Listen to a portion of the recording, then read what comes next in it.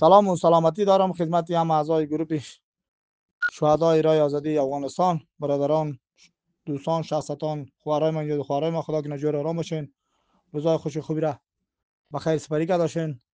برادران و خوارای محترم، ما در این گروه ها خیلی وقت پیش نبودم و باز دوباره رفیق ما دیم ماخام ما را جفا کردن، تشکر میگیرم از او. برادران و خوارای محترم، ما یکی دو روز شده یگان گپا را خبر شدم و خبر دارم. باید ما و شما از خدا بترسیم، ایروز محشر بترسیم، از پیغمبر بترسیم، از ملت شرم کنیم.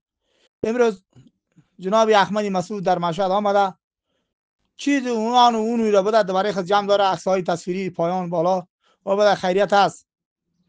امروز کسانی که در این وطن زحمت کشیده، خون خود ریختانده، یتیم داره، بیوزن داره، کسی یاد نمیکنه. امروز باز هم اونمو 4 تا دزدای سر گردنه را دور برای خود جمع کو، پایان ده، بالا ده، بیا باز هم وطن به خرخره آور. و برادر ما حق داریم به یک مسلمان صدای خود بکشیم. والله نه چوکی میخوایم، نه حکومت میخوایم، نه وظیفه میخوایم، هیچ چیزی نیاز ندارم. ما از سال دوران سازربانی تا بالا تفنگدار هستم. وقت طالب اول تا بالا نه خانه عمل در خانه کرایی میشینم. خب من میترسم اگه سرباز بودم یا ضابط بودم یا افسر بودم یک روپیه بر دزدی ولی نکردم، صادقانه خدمت کردم.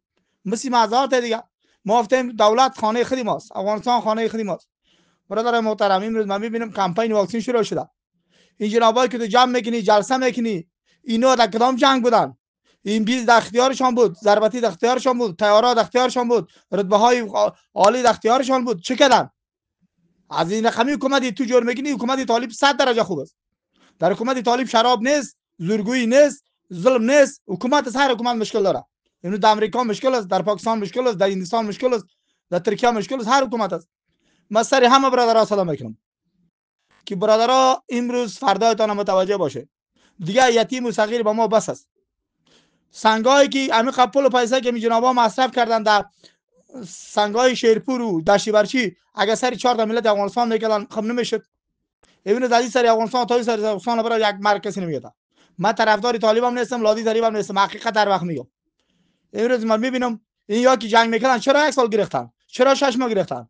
امروز جوانا که صدا میکشه در پالی سادگی است، از حقوق مردم حمایت میکنن. ویچی ولا اگه تو ولا اگه حکومت هم بتونی، ولا اگه ربری هم بتونی، ولا اگه چیز هم بتونی. ما همه برادرها خوش میکنیم حقیقت بگین. امروز باید مردم یکسان باشن. تو با همو اگه تو حقیقت میفهمی، عدالت میکردی، تا حالا زد یک متر جغرافی افغانستان در اختیارت بود. امروز نیست. ولی ما هم حکومت طالب راضی هستیم. یک بچه‌ای که تاسبه در پیش یک قماندان همیه در شعبه قماندان ما چای میموند، بیرون میبرم از وکیل رشته میکرد، 100 رقم جوان و کلان سفید خپکاری میکرد. یک نفری که زحمت میکشید، خون میریختن، عرق میریختن، او را کسی وظیفه نمیداد. در نام شعبه میرید، غیر جلسه بود، غیر منافقه شیطان نداره. شاید امروز که نیست. امروز شاید طالب مرم گیر کنه بکشه، شاید دیگه ایران بکشه. حکومت از حکومت پان بالا داره، در زندگی انسان داره. برادرام هم سرتان سلام میکنم. ده نیروی هم نیستم، ده دروی هم نیستم، واقعا کسی هم ندارم. آدرسم جای من معلوم است. حقیقت بیان کنه که امروز باز اون افغانستان دور قرقرا میره. عیس یک مسلمان ما صدا خلا میکشیم. اید وقت نگین که فلانی ایما خوش شوه، فلانی خوش شوه، خدا خوش باشه.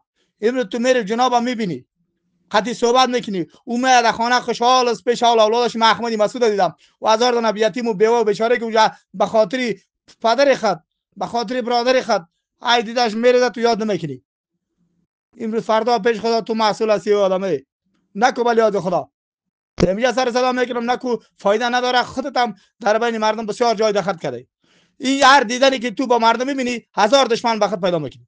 والله بلا یک نفری که از حق و حقوق مردم خورده، دزد بوده، سنگای سمیتی برای خانه‌اش بوده، امروز تو دار میگیری، 1000 تا دشمن دیگه برای خود پیدا میکنی. فکر میکنی 50 نفر جمع میگیری که افغانستان با توس اعمال 50 نفر 100 نفر تو دیدی، 5000 نفر به خود مخالف جور کرده. و برادرها و دوستا فکر کنین، منطق پیدا کنین. بخیر باشه.